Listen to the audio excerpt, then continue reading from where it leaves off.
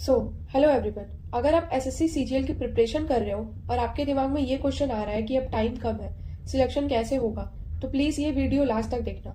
सच बताऊंगी, सिलेक्शन पढ़ाई से कम और प्लानिंग से ज़्यादा होता है। और जो स्टूडेंट लास्ट 90 डेज को सही तरीके से यूज़ कर लेते हैं, उसके सिलेक्शन के चांसेस ऑटोमेटिकली 2x हो जाते हैं। मैं आपको बिल्कुल बेसिक, प्रैक्टिकल और फॉलो कर पाने वाले 90 डेज स्ट्रेटेजी बताऊंगी, जो आप आज से ही स्टार्ट कर सकते हो। देखो, एक बात क्लियर कर लेते हैं, लास्ट 90 डेज का मतलब ये बिल्कुल नहीं है कि आप पूरा सिलेबस नया स्टार्ट करो। ये टाइम नहीं है नया बुक लेने का, हर टीचर बदलने का, हर स्ट्रेटेजी फॉलो करने का। ये टाइम है जो आता है उसको स्ट्रॉन्ग करने का, जो नहीं आता उसमें स्मार्ट इंप्रूवमेंट करने का। मैं आपको 90 डेज का 3 सिंपल फेज में डिवाइड करती हूँ।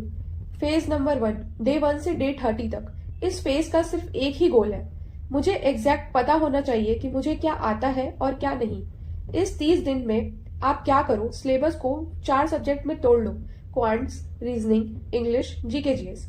हर सब्जेक्ट में जो टॉपिक स्ट्रांग है उसको रिवाइज करो, जो वीक है उसका बेसिक क्लियर करो। ज्यादा डीप नहीं जाना है क्योंकि अब उतना डीप जाने का समय नहीं है। डेली एक सेक्शनल मॉक लगाओ, चाहे छोटा ही क्यों ना हो, मगर एक सेक्शनल मॉक्स लगाओ। अपने नोटबुक में अपने मिस्टेक को लिखो, ये आपके जो मिस्टेक है वो आपका गोल्ड बनेगा। याद रखो, इस फेज में स्पीड नहीं क्लैरिटी चाहिए। फेज 2, डे 31 से डे 60 तक। अब यहाँ से रियल गेम स्टार्ट होता है। इस फेज का गोल है कम टाइम में ज्यादा सही क्वेश्चन। इस 30 दिन में फोकस करो, अल्टरनेट डे मॉक्स लगाओ। हर मॉक्स के बाद एनालिसिस कंपलसरी है, ये देखो गलतियां क्यों हो रही है। क्वांट्स और रीजनिंग में सेम टाइप के क्वेश्चन को रिपीट प्रैक्टिस करो, फॉर्मूला या ट्रिक से सीखो। और इंग्लिश में 20 से 25 क्वेश्चन रोज लगाओ। रूल्स लिमिटेड रखो, ढेर सारे रूल्स याद करके कंफ्यूजन मत क्रिएट करो।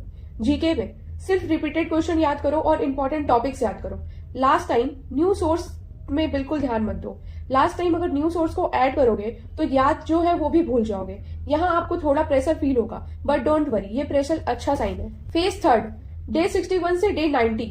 ये फेज डिसाइड करता है कि आपका सिलेक्शन होगा या नहीं, या इस साल भी आप रिपीटर बन के रह जाओगे। इसका गोल है जो आता है एग्जाम डे पर याद रहे। लास्ट 30 डे में क्या करो, वीकली 3-4 फुल मॉक्स दो।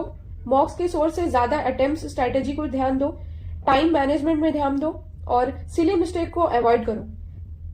और नोटबुक सिर्फ रिवाइज करो, जो नोटबुक में आप इंपॉर्टेंट क्वेश्चन या इंपॉर्टेंट टॉपिक्स लिख के रखे हो उससे रिवाइज करो। जो नोट्स बनाते हो आप लोग उसे रिवाइज करो, और कोई न्यू बुक्स पे बिल्कुल ध्यान मत दो।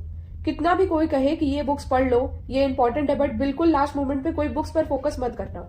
अपना fix exam attempt order decide करो, कौन सा सब्जेक्ट पहले कौन सा बाद में, ये मोस्ट इंपॉर्टेंट चीज है। और सबसे इंपॉर्टेंट, इस फेज में पैनिक नहीं करना, पेशेंस के से काम लेना। ये आपका गोल्ड बन सकता है। अगर आप पेशेंस के साथ काम करते हो तो ये आपका गोल्ड बन सकता है। अगर आप डेली 5-6 घंटे भी सही डायरेक्शन में पढ़ रहे हो तो आप ऑलरेडी रेस में हो। कंपैरिजन छोड़ो, टेलीग्राम स्कोर मत देखो, सिर्फ ये देखो आज मैं कल से थोड़ा बेटर हूं या नहीं। और अगर नहीं हो तो उसको इम्प्रूव करने का ट्राई करो। मैं आपको एक बात सच सच बोलना चाहती हूँ, सिलेक्शन लास्ट 90 डेज में भी हो सकता है, लेकिन शर्त यह है कि आप इमोशन से नहीं, सिस्टम से चलो। अगर आप चाहो तो मैं आपको नेक्स्ट वीडियो में daily time table, mock analysis method, subject wide strategy सब डिटेल में बता सकती हूँ। बस कमेंट में लिखो रेडी, और हाँ, खुद पे भरोसा रखो, आपका नेम भी सिलेक्शन लिस्ट में आ सकता है। और अगर वीडियो पसंद आए तो चैनल को सब्सक्राइब करो, लाइक करो वीडियो को और ज्यादा से ज्यादा शेयर करो। Thanks for